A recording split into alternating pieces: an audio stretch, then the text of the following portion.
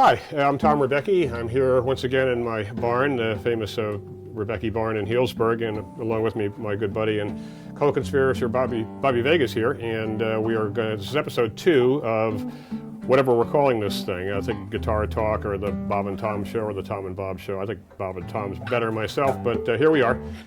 And this is our second show, and a lot of people saw our first one. I want to thank you for the nice comments and feedback, and keep sending us what you think about it, because this is really something we're doing not for any real commercial purpose, really because we just think it's cool, and because we've talked about it for a long time. And so there's a million topics, and so welcome once again to my crazy barn. And thanks. Home. It does feel like home. It is home. It's a cathedral for the place, for the work that we do here. Yeah, and Bobby has his bass with him today, which is really a treat. I thought that I looked over what we did last week, and it occurred to me that we didn't talk much about our backgrounds or Bobby's history, because everybody thinks, oh, we all know that history. But I thought it was a great place to sort of start today's show, and talking about.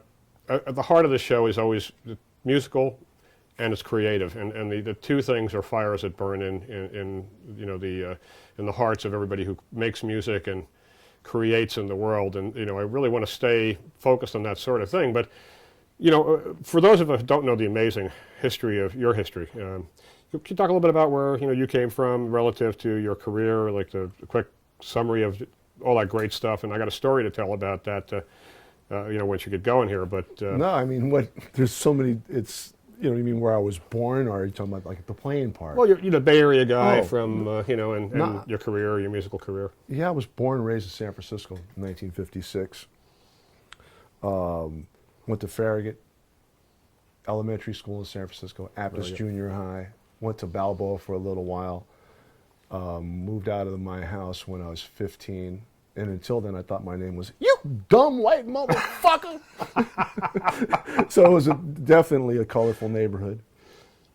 And started, my love and passion for music, just being raised in San Francisco with all the different musics that were going on. What a great place to be. And a great time. There was a lot of stuff going on that was just the downbeat of one of a lot of music.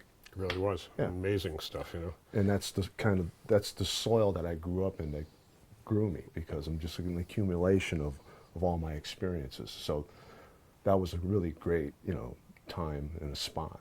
We were talking about that one day. We were down at the NAMM show with one of my wonderful young employees a few years ago, a guy named Ben Kaufman, who just was a very gentle and wonderful presence in the shop for many years. But we were sitting there having dinner, I think, or lunch or something, and the subject came up of Bobby's high school career and junior high career. Junior high.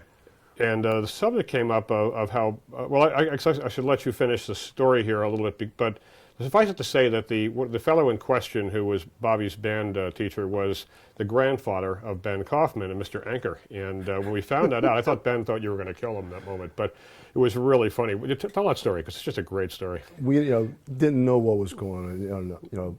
Met Ben and we're talking about that, and I knew his dad and his grandmother and his other cousins, our uncles, and it come to find out that Mr. Anker was Ben's grandfather, and he was my junior high school music. He's the one that ran the band at Baptist Junior High. And Mr. Anker, man, was tough, man. So I go in and I want to play music, and I go in there and I go high, and he's always on me and stuff. And he kicked me out of class because I was charging people $1 to tune their guitars. And Mr. Anker said, "What?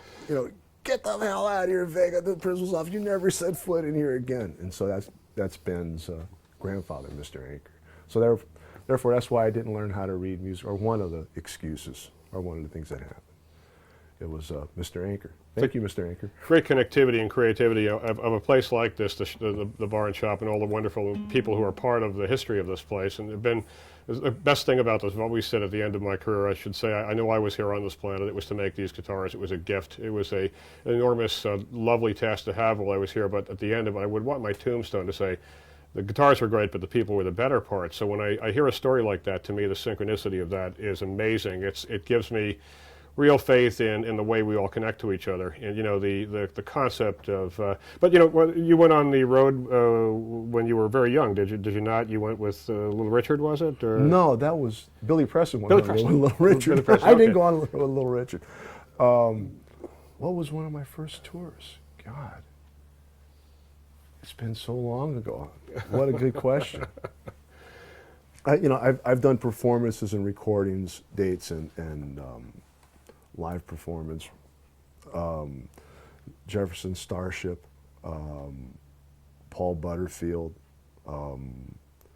Sly Stone, Billy Preston, Denise Williams, Ronnie Laws, Hubert Laws, Jeff Lorber Fusion Band, Cold Blood, Tower of Power, Booker T. I mean, you know, Endless. Eric Burton, Lee Oscar, harmonica player from War, his records, and just on and on and on. And so through all this, it's an accumulation of experiences of sounds. Mickey Hart from the Grateful Dead, and Howard Danchek and Don Pearson, who owned a company called Ultrasound.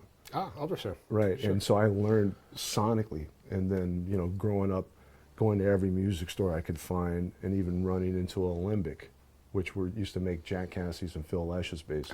I remember the Back in '68 when it was, you know, whatever, you know, on Judah Street, you know, they were like $3,500 back then. Wow, for instruments. And so, you know, just seeing all that, and then going to concerts and seeing those guys play, and just going.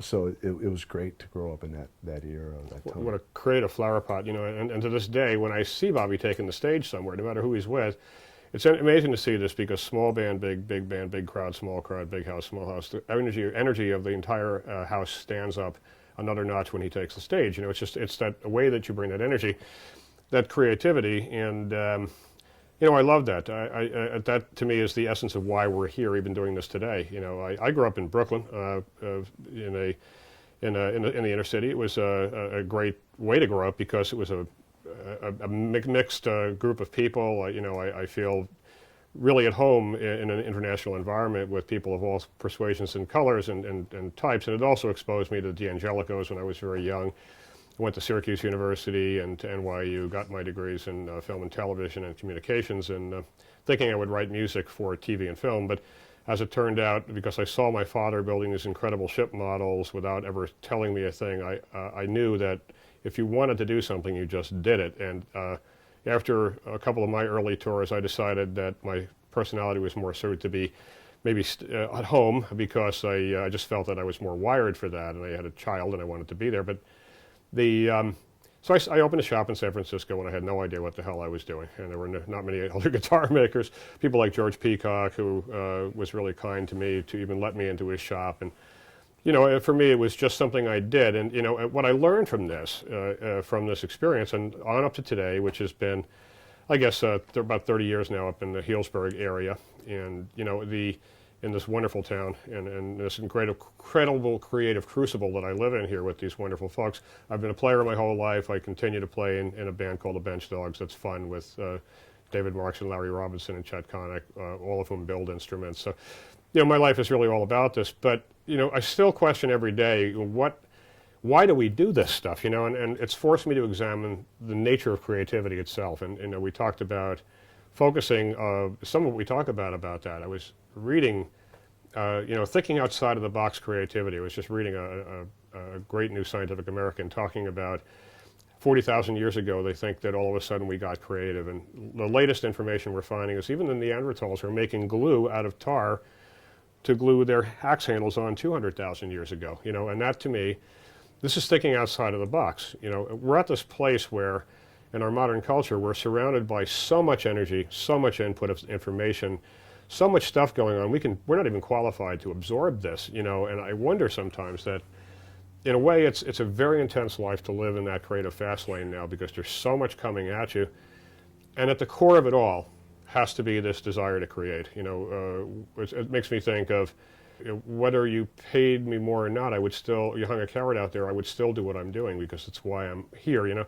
And I know you're wired the same way. You know, to see somebody light up and have an understanding of that creativity is sort of what drives me to do this every day, and it also drives me to teach and pay it forward. And I think it's another reason why we're doing this. You know, we we talk sometimes about the so many years of experience between us, maybe 80 years, maybe more than that, of pursuing this creative goal, creating every day. You get up and you create, and sometimes I have to tell people creation isn't free. It costs a lot. You know, it's not like you can just get up every day, and it's like writing songs. If you do it every day, you get better at it.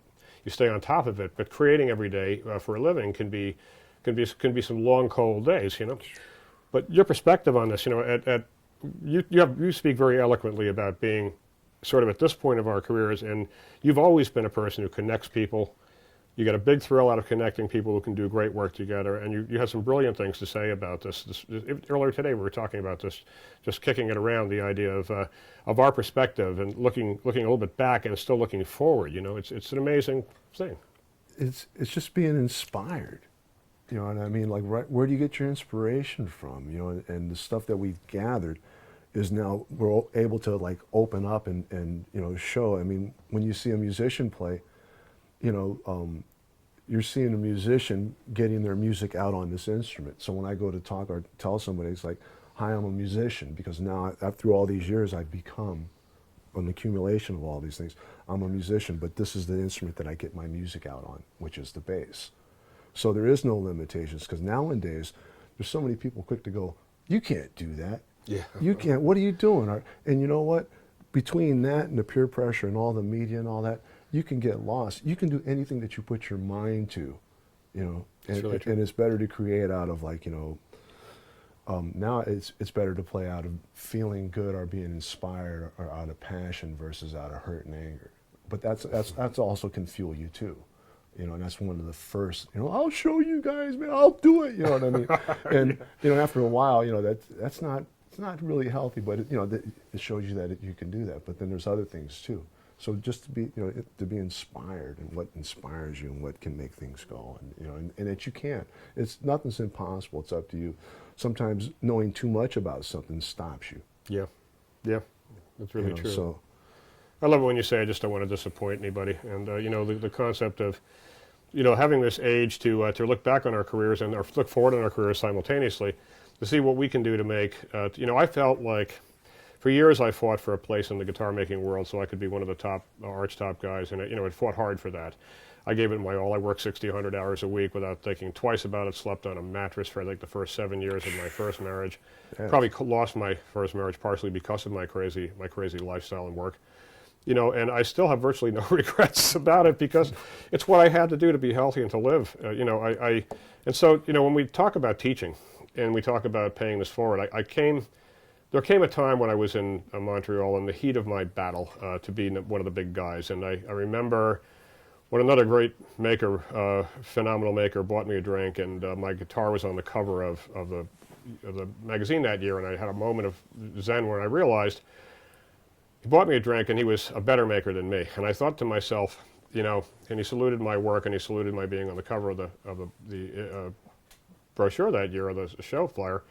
And at that point, I just didn't care anymore about the fight for any recognition. I couldn't care if I was number 100, 10,000, or I was number 1.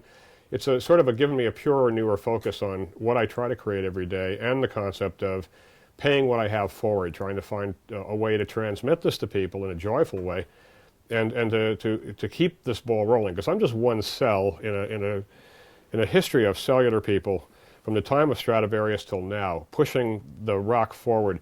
You know, and then the next person takes that rock and puts it forward. So, you know, the essence of creativity still fascinates me. Where does this fire to do this come from? You know, why would we do this? You know, no matter what happens, and why is this why does this keep us alive and vital?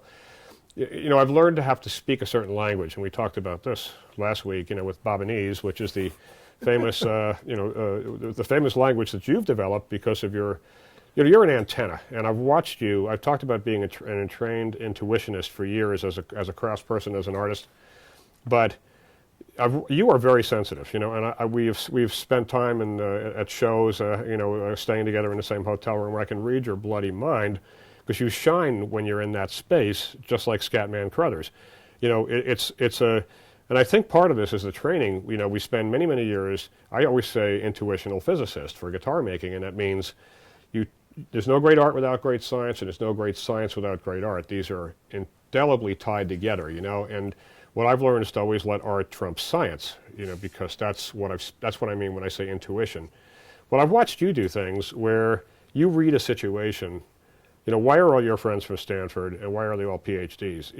It's because, a lot of them, not me, but it's because you're an incredibly bright and perceptive guy. But, when you leave yourself open to this, there are some days when we talk to each other when I know you're just hurting because the Earth's hurting, and or the world's hurting. I know when the planet is hurting, it comes through you in a way. So to me, to be a creative artist in many ways is to learn to open yourself up to accept all of this stuff through you. Not to say you have to suffer to create great art, but you have to open yourself. So the language of music, you talk about music in a way nobody else does. Yeah, and if you're talking to some people, you might as well have said that I had lunch with Santa Claus. And can I give my unicorn some water? Because they look at you like, what the I put the are you unicorn out in talking the about? back today. Yeah, it's just like, and that's, it just takes time, to gather all these things and what does it mean to you and stuff. And a lot of times it's not even about you. It actually isn't about you. You know That's what I the mean? most amazing thing. Once you get a beat on it, it isn't about you, ish. Because making music is communication and playing, and how does everybody sound together? That's really true. Not That's individual achievement kind of trip. It's a real interesting observation. And playing bass is that kind of thing, anyway, because it's that kind of thing where you're trying to pull everything together and make everybody sound like they're playing together. It just occurred to me, just like you have always told me, I want to connect this person with this person so this happens. That is kind of your role in many situations in a band, isn't it? I mean, you're trying to connect all of these elements and with with this incredible tapestry that ties it all together. I never thought about that till this very moment, live here on Live Action, as the wild man would say. Because that's what we're trying to, like, as a whole. It's not like a sporting event where there's always going to be somebody that stands out and this and that, but how does it sound as a whole? Because that's chemistry now. You know what I mean? And that's why, music slows down, it speeds up. The reason why a lot of people go, man, music doesn't sound the same, because people used to do it together, and there wasn't, Pro Tools where they were fixing everything. It was, everybody got excited, somebody slowed it down, somebody sped up, and it was a chemistry, and all of a sudden it made this emotion. I read something recently about what Dave Grohl said, who I really like his work, and he said, we were talking about American Idol and The Voice and all of those shows, and he said he really doesn't like those shows, he finds them a bit offensive, and I felt uncomfortable too, and he said, because the real music is made for a lifetime by people in garages and in shops and in clubs and in wherever you are on the road, whatever it is, the music is still, if you sign on for the creative life of music, it's to spend your whole life making music.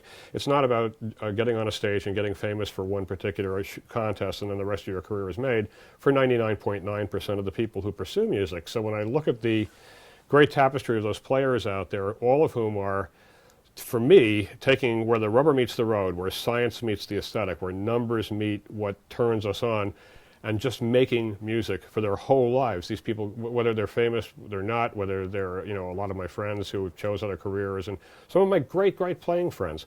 That to me is just really important. When you talk about playing, you talk often about, you hang a note here and you come back and get it, you hang a note here, you'll put a note here.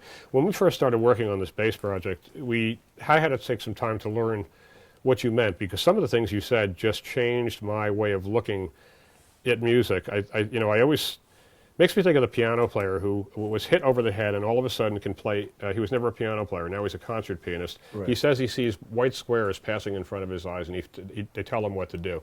He's terrified that the doctors will fix him and they'll take away his musical gifts. Right, they'll fix it, yeah.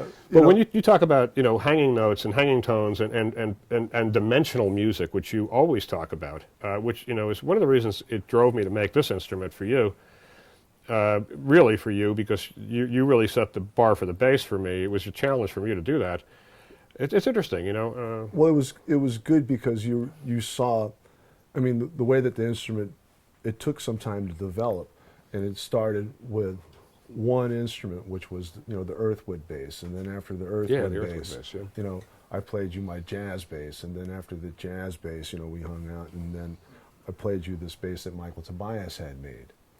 Because of Dave Holland with Myrtle, and then then I had a solo record that came out. I remember. And then I played that, and then we hung out a lot, and we did a lot of playing or just hanging out, and so I didn't tell you what to make, because I can't tell you how to make an instrument because I play them, right?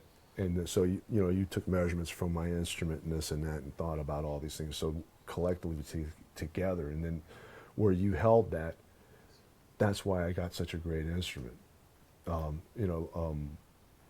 I've said this already before, and you're able to make an instrument.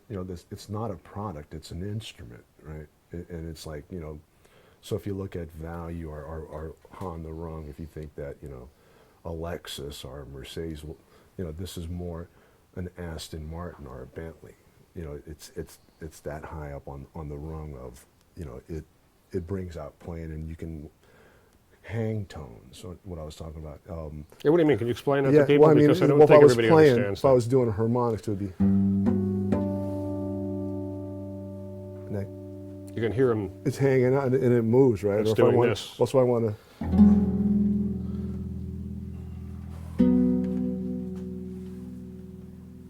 Right, that kind of.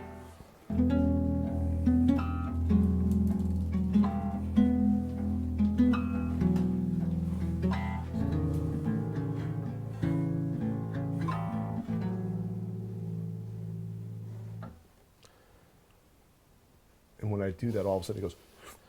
Yeah, and I never thought of music. You turned my vision of music from black and white to color. Well, yeah, 'cause it You does really all did that. that for me. It really, I listened. My whole life went to music school, for God's sake. But when you started talking about hanging those tones, it's really part of the reason why this bass, came to being, because I started thinking dimensionally about. I saw that, like you say, I saw the and Matrix. it does all that, because down here, if I hit it.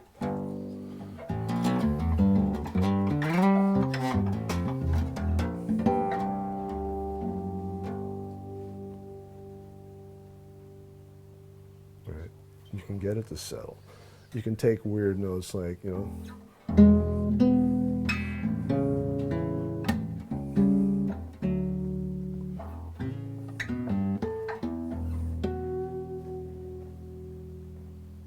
It really is beautiful, and it really does.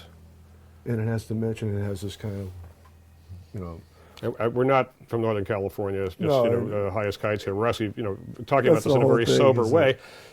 Music has dimension, and I think one of the things that inspired me to pursue my goal of creating instruments that were really acoustic before they were anything, at the time when everybody was trying to build digital instruments, has a lot to do with that kind of depth of understanding. Yeah, because it is sensitive to that kind of thing. I mean, and if I wanted to whack it or hit it, it's like,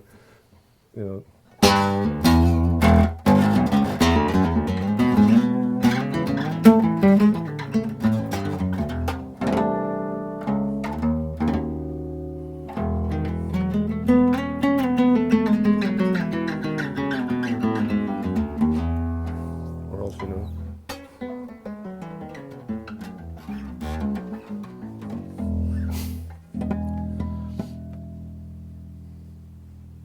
So it does the gambit of different things, and when you plug it in, it sounds the same kind of way.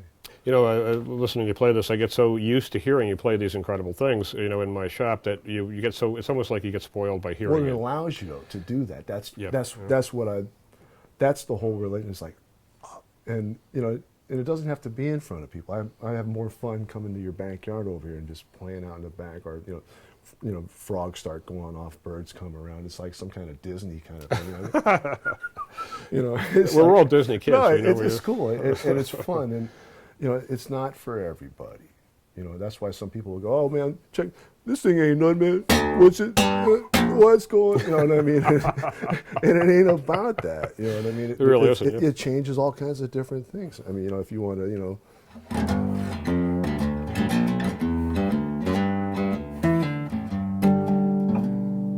right? It does all the different emotions or the quirks or.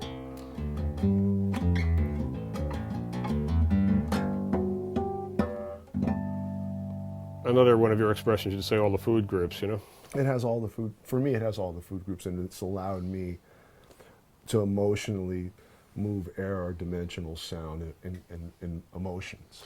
It's amazing to me that you can say something like this, and this is my great hope for this creative show we're doing, whatever the heck it is we're doing here, is that something that Bobby says or I say will actually change the direction of somebody's perception or open a door for them, because the perception, one has to think about the doors, where the name the doors came from. We're from the doors of perception, we forget that. But, where we are today in this incredibly overwhelming, highly driven media world where the logarithmic curve of what we have to take in is now like this as society heads right over the edge and down, the precipice. Not that I believe that's happening completely. Some days I do. But it's an amazing amount of information coming at you, and to be feeling that that you're still standing there defending the world of the acoustic instrument. And, this is one of the great things about the opportunities I've had lately working both with, always with you, because you really did change. I think we've taught each other a lot of stuff in some ways. A lot. I mean, it's amazing, and what's great is that I'm able to appreciate it versus not being able to understand it. And go, wow, oh, that's what that is. Well, that's the essence, of mutual creativity, because then you really, you pay for it. You move it further down the road. The chance to build is, we were talking about Jack's bass last week, and the next blog, it looks like we'll have Jack up as a visit. I shouldn't say blog, I should say. The next show looks like we'll have Jack up as a visitor, and I'll be delighted to have him up here. He's going to come up and look at the bass in progress. And this is where we are this week with it. I thought this would be an interesting thing to show you at least the rim, because it might make it a little clearer. Hi, everybody. I remember taking a picture in San Francisco. The Chronicle came out. I think I was 30 or something, and they came out to my little crazy shop, and they made me do this, and they took a picture and put it on the front page. My family still has that. But this is the rim, and now you can see the architecture of this a little more closely. This is the lower bout, or what I call the passenger side.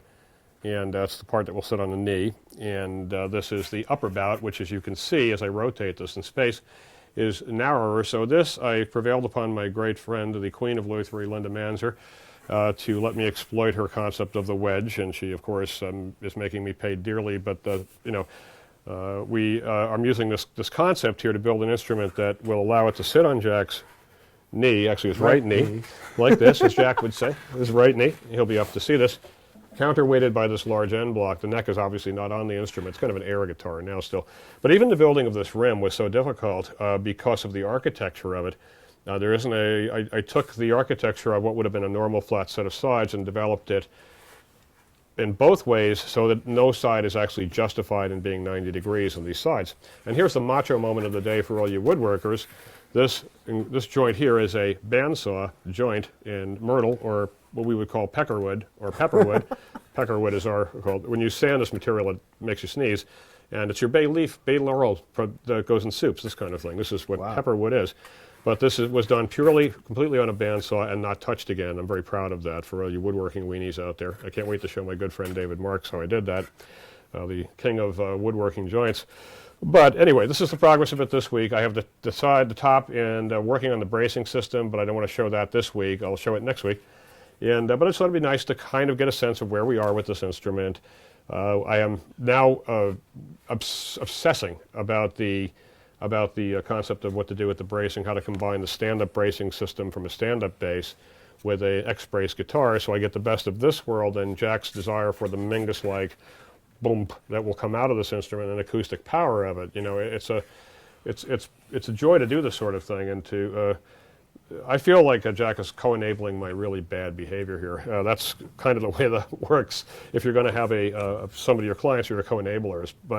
So that's where this is at this week, and so we'll be covering this more next week, and we'll do some more technical stuff about this. And there's other exciting projects that I've had the opportunity to do, and this is a quilted mahogany back. This is the interior of a new archtop that's part of a trio of fabulous instruments I'm building that are all made from one-piece mahogany backs, and this is very unusual. This is material provided by my old and great friend Paul Samanda. This is a trio. I'm not at liberty to say who this is for, but each one of these instruments is related. The steel string is already made, the first of them. This is the second of them. And I'm in process with this, but I just thought as we go on through the weeks, I'm going to, in a couple of weeks, bring the original steel string on the show, show you that, which was just completed a few months ago, and show you some of the details of that. This is the archtop, and you might see there's a few numbers on the inside of that. I don't know if you can really see that, but this whole series of instruments is dedicated to the Fibonacci series and to the the great proportion golden ratio. And there are secrets and riddles in these guitars. They have time capsules. different hidden doors, trap doors, and they're designed to play together in a trio. There'll be a bass, there'll be a steel string, and there'll be an arch top. So this is the arch top, so keep an eye on what we're doing, and I will feature those instruments in the next couple of weeks and the progress on these instruments. We're focusing a bit on just some of the projects that are cool in the shop that we're going on. In addition to the normal instruments that I'm making for everybody, I'm working on a few other wonderful quilted maple arch quilted, working on a few other quilted mahogany arch top guitars for great clients. And for those of you who were not aware of what I went through last year, I nearly lost my place here, and the world kind of bailed me out and saved me. And to those wonderful clients who ordered Final 25 guitars, who have really saved my life, one of the things I'm going to do at this place, pursuant to what we're talking about, and I haven't lost the vision for this, it just has taken a lot out of us to do this, to start bringing people in to teach here and create the center for learning and for all stringed instrument making. This is what we're going to be doing here, in addition to bringing artists here to teach. And we're working hard on that, to bring that all to fruition, and for the concept of, I want to bring the world's best and brightest here to Healdsburg, and to have people come to see if we cannot develop some income for these great, incredible artists who are all aging out of the industry, who know secrets that none of us know. And I feel that I've said before that for those my early life was spent trying to help children who are troubled. Now I'm trying to help us who are troubled or in trouble, because for most of my friends, the growing population of being in your 50s or your 60s or your 70s, some of these people have the most arcane, incredible knowledge. It's been a privilege to spend my life with these guys, and women. And so this is what we're doing here. And so, we're just to keep you we haven't forgotten that vision. And this is where we're going with it. So that's kind of a fascinating thing. I just wanted to mention that, because sometimes I think, I don't want people to think I've forgotten that. It's just taken a long time to get to this point, to get the shop sort of righted. And we actually were able to acquire the property here, which opens the door for years of lutherie parties and performances here in Healdsburg. This also allows me to make my incredible political announcement. After going to Congress last year to lobby for the Lacey Act for other guitar makers, to lobby for a badly written piece of law to allow us to not violate the law. When I saw the corruption in Washington, I was so impressed. And I thought, this year, when I've been asked to run for Mr. Healdsburg, I'm going to make my announcement. I think I'm going to run for Mr. Healdsburg because my platform of bringing back corruption and old school graft and bribery to Healdsburg, the fun way we used to get things done, that's the platform I'm running on. I'm hoping to bring chaos to City Hall, or wherever they'll put me. I know they won't let me in City Hall, but I am going to run for Mr. Healdsburg because somebody's got to do it. And as long as there's nothing involving any nudity, because nobody wants to see that now. But and maybe you'll be on my cabinet. Maybe you would be the minister. Stuck in the cabinet. Right. Where is that? Right. Somebody's in the cabinet. That's right. That's right. Well, here, coming out of the cabinet. You can think of what position you like, because if I actually win this, my sense of it is that you can have. Position. Yeah, I'm going to make you in charge of whatever you want to be in charge of. All right, perfect. And maybe we'll do that town song you've been talking about. For Oh a yeah, long I got time. a song for Healdsburg now. That's Yeah, right. you do. I have a theme song for the town. So if you elect Tom, you get a theme song too. And plus, you get our act down at City Hall. And it's very beautiful, and you guys will all prosper from it. I swear to Junior Walker, and he's dead now. Okay, I swear that you all will definitely prosper and be happy, because you'll have a beautiful song for the lovely town of Healdsburg. It's like that most irritating thing that people say when they say, "Please let us give you the gift of song," and you go, "Oh, for God's sake!" Oh Lord. Anyway, there you have it. Yeah, I'd rather folks. take $20. Yeah, But anyway, keep your eye on the ball. Thanks for watching. Thank you. Let us know what we can do to make this more fun for you. And we've had a great time here today, as we always do. And remember, the things that will always be most important here, not blatant chicanery. Well, chicanery is encouraged, but keeping it musical, keeping it creative. So whatever you're going to do out there, keep it musical, because that is another one of the great lessons you reminded me of and made me go back to. Keep it musical. Wow. On that note, I'm going to shut the you-know-what up. It's like, yeah. See you next week. Bye. Was that good?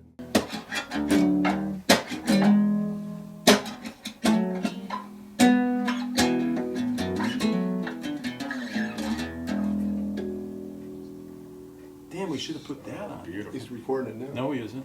Yes, he I is. turned. He doesn't have audio on. Well, that's what's happening, but it's up here. But I'm talking over the top. It's okay. We'll leave it to you. You can Anyway, write this in. Well, visually. Way back to